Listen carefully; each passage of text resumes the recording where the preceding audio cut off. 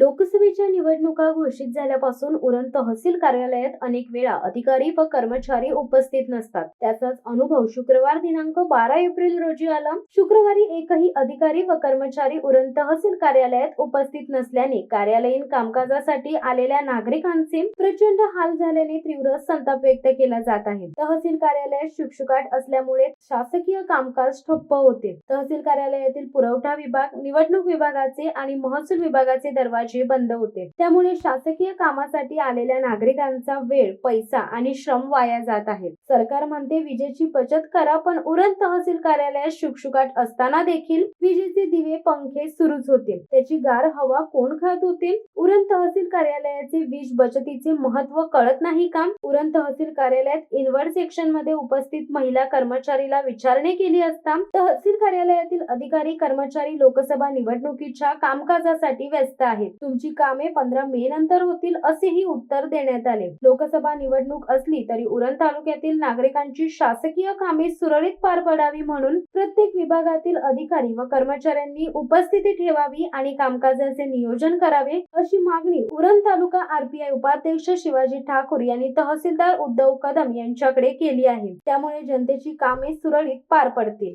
शिवसत्ता टाइम्ससाठी Pravin Patil, Uran.